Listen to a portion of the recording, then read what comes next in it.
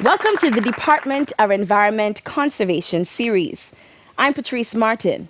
We are at the Wallings Nature Reserve, so the tweets that you are hearing, they're from the birds. We're on their turf now. Now, the term data management, it may not be new to us because we all have to manage our data one way or another, even if that's just the use of our smartphones. But let's consider how it would and could be applied to the environment, and why managing environmental data would be important. That is going to be our focus on today's show. I have learned so much. I even learned how to fly a drone. But you have to stay tuned for that.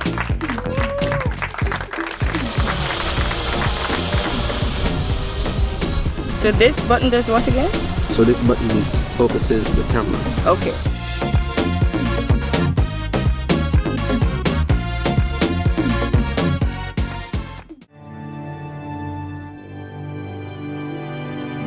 Fearing the destruction from the next storm or hurricane, we abandon our home and businesses because they are in low-lying areas. Our fishermen's nets and pots go empty for days and weeks. The fish we need to feed ourselves are dying or left due to loss of habitat. Constant droughts have left our ponds and reservoirs dry, leading to water shortages, threatening our health and our food supply. We've already begun to take steps so together we can make a difference and create a sustainable nation for future generations. Planting a tree, reducing your driving by using public transportation, carpooling or switching to an electric car, using energy-efficient bulbs and appliances are all things you could do to make a difference in limiting climate change. Remember, there's no planet B.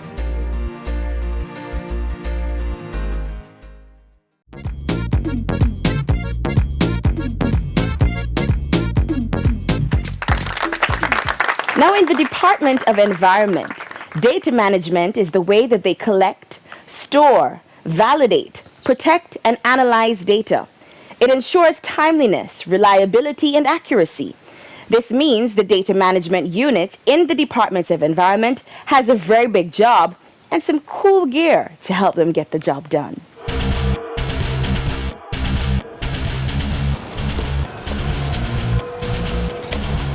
We have 3 different parts. How does this all work? So you have the drone, the remote, and the tablet that plugs into the remote and makes the remote speak to the drone. Now, this is a drone, not just any drone. This is the DJI Phantom 4 Pro. Now it can capture still images and video and map out an entire area to capture multiple images all at once. So these are actually very intelligent and they have obstacle sensors. You can see them on every side and on the bottom. So when they are flying and they get too close to birds, buildings, anything like that, it will sort of bounce back. Like it tells itself to move. Yeah. Oh, okay. In our line of work, we deal with environmental data. So this includes data on the environment, to include air, soil, water, earth, species, and their habitats. It also involves factors that affect the environment, such as the noise, waste, emissions. And when we speak about environmental information, we also include the policies, the laws, the plans on the environment. So data provides us with a picture of what is happening with the resource. Without this data, we have no idea of what's really happening with the resource.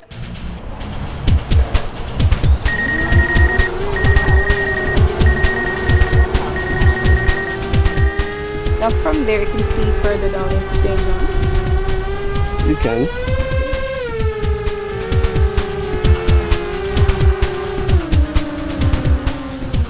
The name of the unit is Monitoring, Evaluation and Data Management. We deal with monitoring and evaluation of our projects and our programs. We also deal with field data collection and we also deal with the data management of the databases, right? So as it relates to the monitoring and evaluation, we develop an M&E framework whereby it's essentially an M&E plan. So what it does, it looks at the deliverables for these projects, and it then identifies some indicators to track the progress of these deliverables. So these indicators are SMART, so they're specific, measurable, achievable, realistic, and time-bound. And based on how we track these indicators, it gives us a picture of what we're doing with the projects. As it relates to field data collection, we do traditional mapping techniques. So we do environmental monitoring, whereby we go out and we collect data on water quality, for example. We have this ongoing water quality program whereby we go to several beaches around the island and also to several waterways, and we collect samples and we test them, and this gives us a picture of what the quality of the water is there. We also have a biodiversity baseline data collection program whereby we focus on the marine and the terrestrial aspects. So up to recently we had this ongoing marine program whereby we did assessments in different areas around Antigua.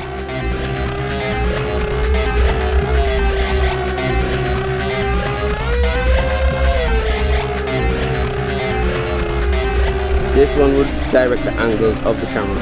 So whatever angle the camera is, that's the direction that you go to. And this device right here, this will tell you how to position the camera up or down. Okay.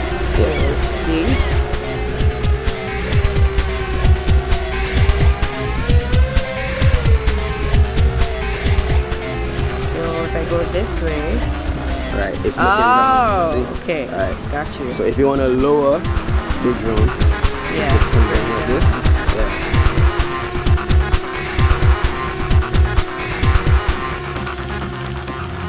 How do you keep How the you eye on focus the on both? drone and Okay, still... so you could look at the tablet to see that, okay, whatever data you're trying to capture, that you're seeing it on here, Okay. as well as to make sure That is fine. Yeah, it's fine in the sky. So this button does what again? So this button focuses the camera. Okay. So if you want to turn the camera more to the left or more to the right, and then this one right here focuses the camera either up or down.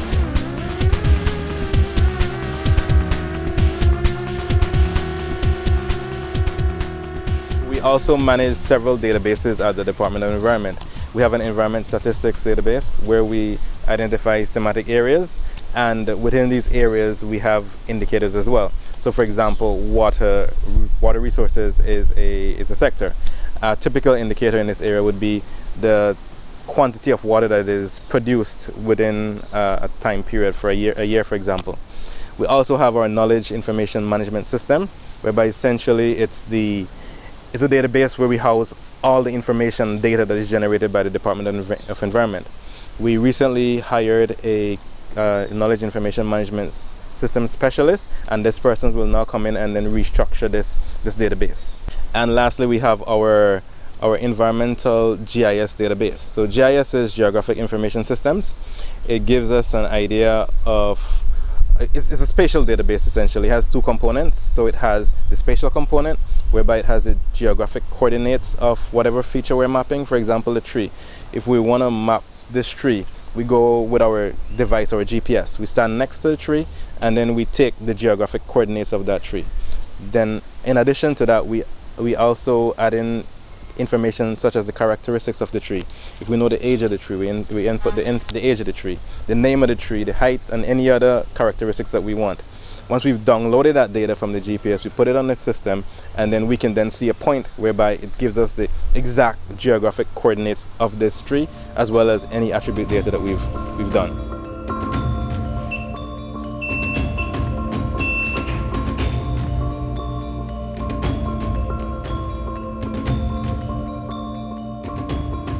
I have to refer back to our act, the Environmental Protection and Management Act of 2019.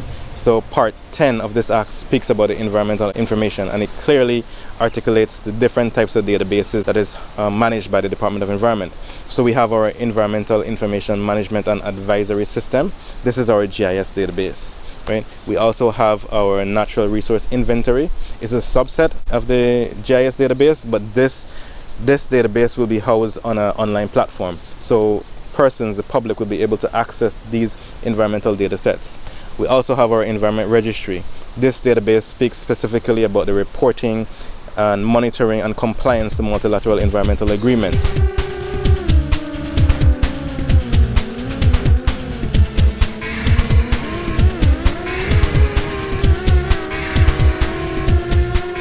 We have drones, right? So the unmanned aircraft systems, and from time to time we would get complaints at the Department of Environment. I could recall one time we got a complaint that some developer was backfilling a pond. So what we did was we went out and we did a site inspection. We took our drones and we were able to fly the area and capture the imagery of the area that was backfilled. Now, due to technology, Google Earth has this feature whereby you can go back in time and see an exact spot and you can see what it looked like some years before. So what we did was we could do a comparison between the present situation and what existed before. And we were able to quantify the amount of area that the pond was backfilled, communicate this to the developer, and have the developer then remove that material and then restore the pond to its previous state.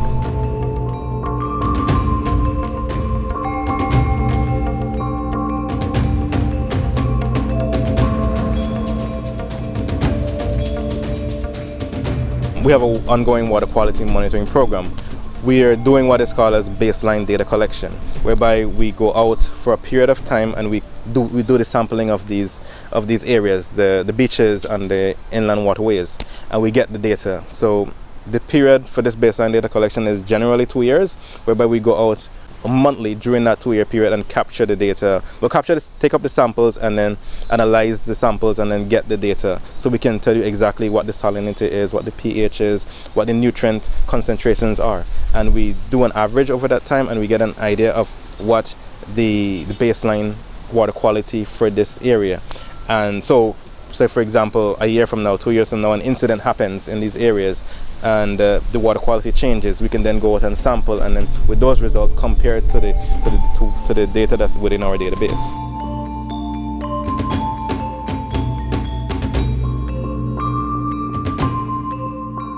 So we have 2 ongoing projects. Both of them are funded by the Global Environment Facility, and one of them is under the cross-cutting capacity development focal area of this Global Environment Facility. And this project is aiming to create a national environmental information system. I spoke about the natural resource inventory earlier, whereby this is the subset of the environmental information management and advisory system, and this is housed on an online platform. So this project will create this online platform, right, and will allow access to the public on the data from these environmental resources. We also have another project, again funded by the Global Environment Facility, but under the Capacity Building Initiative for Transparency focal point. This project essentially will be creating the Environment Registry, a database that I spoke about earlier as well. So this database will be focused on the monitoring and reporting and compliance to multilateral environmental agreements. Right? So these 2 projects are helping us to operationalize our Environmental Protection and Management Act and create these databases.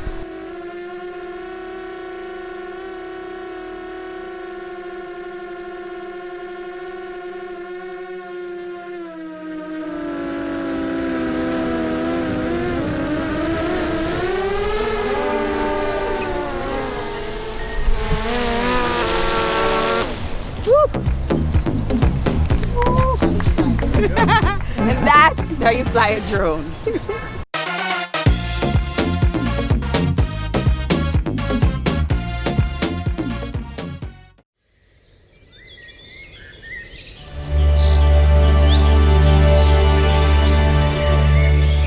The Department of Environment is proud to announce that it has successfully presented Antigua and Barbuda's 6th National Report to the Secretariat for the Convention on Biological Diversity.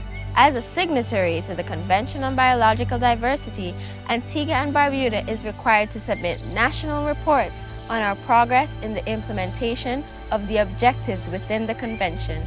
The most recent report outlines our progress in meeting the set national biodiversity targets, which are based on the global Aichi targets. These are a set of 20 global targets under the Strategic Plan for Biodiversity 2011 to 2020.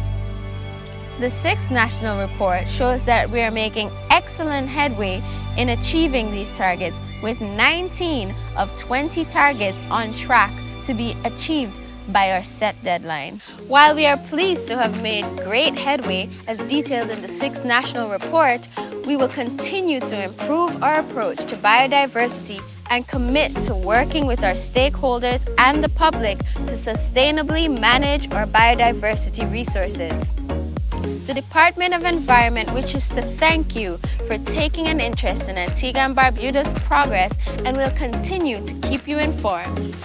Remember, it is our responsibility to preserve our island's biodiversity today for the generations of tomorrow.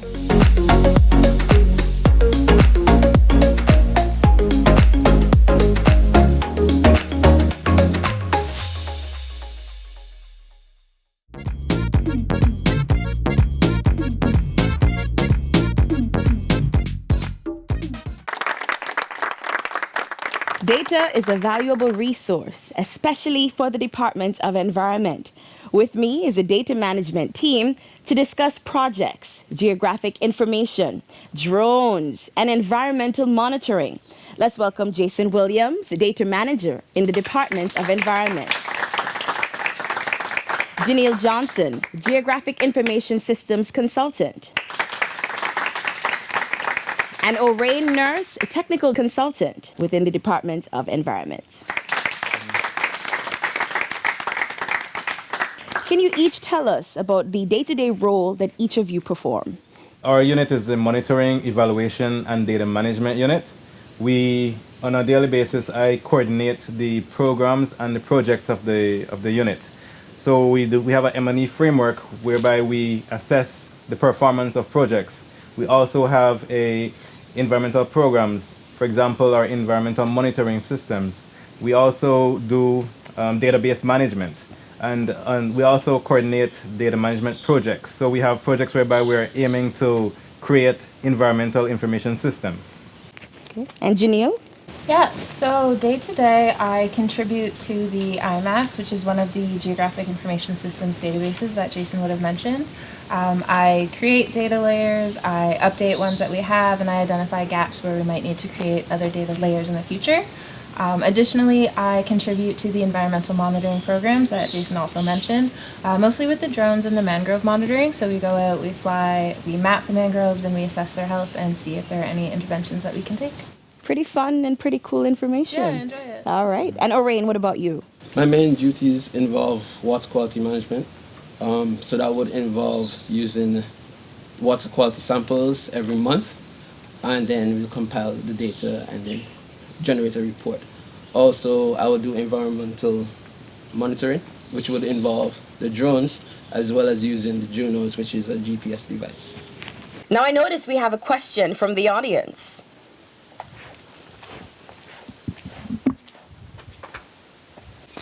How do you use data to protect the environment?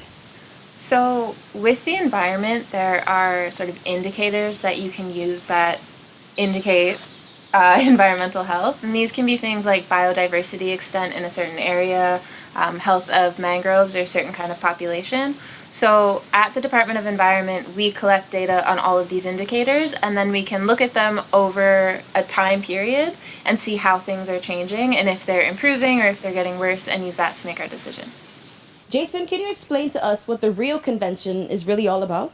Okay, so the Rio Conventions, they're international environmental agreements. So there's 3 of them. There's one that deals with climate change, that is known as the United Nations Framework Convention on Climate Change. There's one that deals with biological diversity, that is the United Nations Convention on Biological Diversity, and there's a third that deals with sustainable land management. That's the United Nations Convention to Combat Desertification. The other episodes in this conservation series will touch on each one of these separately.